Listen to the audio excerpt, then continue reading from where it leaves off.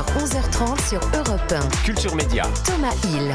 Et on démarre cette émission avec le journal des médias de Julien Pichenet pour bien commencer la journée. On jette un œil aux audiences des primes hier soir. C'est le téléfilm Comme une ombre sur France 2 qui a raflé la mise. 3 700 000 téléspectateurs, loin devant TF1 et Elsbeth. Et c'est 2 100 000 téléspectateurs. Bon score pour le multiplex de Canal+. Il faut dire qu'il y avait un bon programme. Ah, c'était fort. Hier soir avec notamment PSG Liverpool, suivi par 1 million de supporters. Et puis j'ai regardé les chiffres des matinales TV des deux premières chaînes TF1 France 2.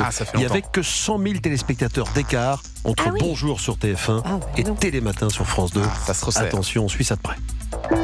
Europe 1, le journal des médias.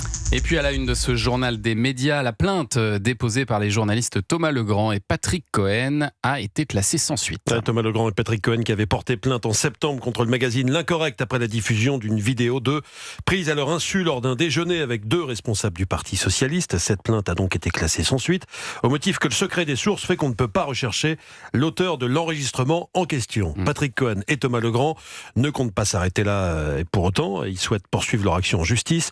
Nous démontrerons que nous avons été victimes d'espionnage malveillant et que nos propos ont été manipulés et interprétés pour nous nuire et nuire au service public de l'audiovisuel, ont-ils dit. Et puis toujours concernant cet audiovisuel public, l'état-major de l'information de France Télé était entendu hier par la commission d'enquête. Ces auditions étaient très attendues, d'autant plus que le secteur de l'information de France Télé a été secoué ces derniers mois par plusieurs erreurs commises à l'antenne. Alexandre Cara, qui était directeur de l'info du groupe ces 3 dernières années, s'est fait interpeller par le rapporteur de la commission, Charles Aloncle, au sujet de la légitimité de Stéphane Sidbon-Gomez, numéro 2 de France Télévisions. Comment peut-il diriger près de 3000 journalistes alors que celui-ci ne détient même pas la carte de presse?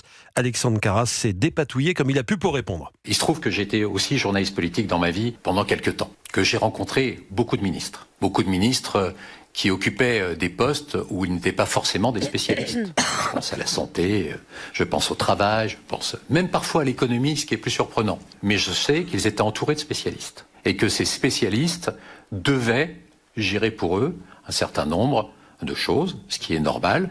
Ça ne leur empêchait pas de donner l'impulsion, mais en aucun cas de s'ériger eux-mêmes en spécialistes de certaines questions. Alexandre Carac fait une comparaison avec certains ministres, mais il ne répond pas vraiment à la question. Voilà. C'est ça, il contourne. Comment contourner une question gênante? C'était une masterclass, là, hein. Prenez des notes. C'est intéressant, très fort.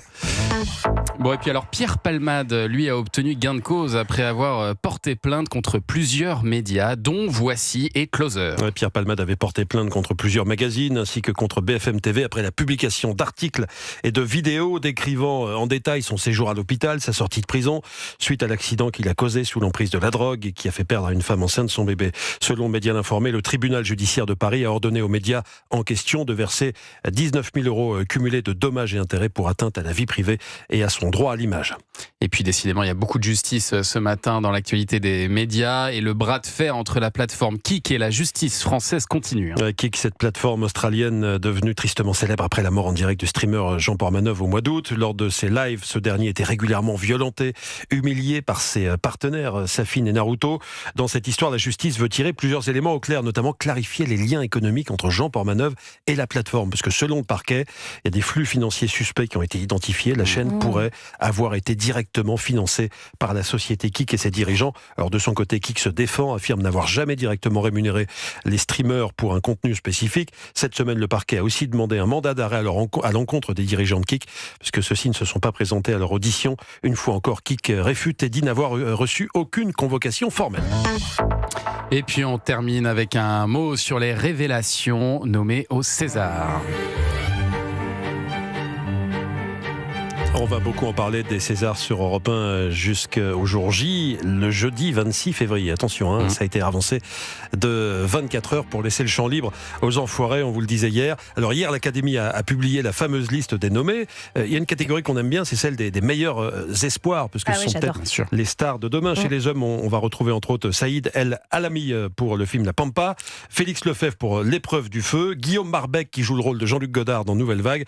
Et pour ce qui est du meilleur espoir féminin, nous avons Nadia Meliti qui joue dans La Petite Dernière, Camille Rutherford dans la formidable comédie Jane Austen a gâché ma vie, et Anja Verderosa dans L'épreuve du feu. également nommée dans cette catégorie Suzanne Lindon, la fille de Vincent Lindon et de Sandrine Kiberlin, qui est à l'affiche du film La Venue de l'avenir de Cédric Clapiche, qui était venu nous en parler dans Culture Média.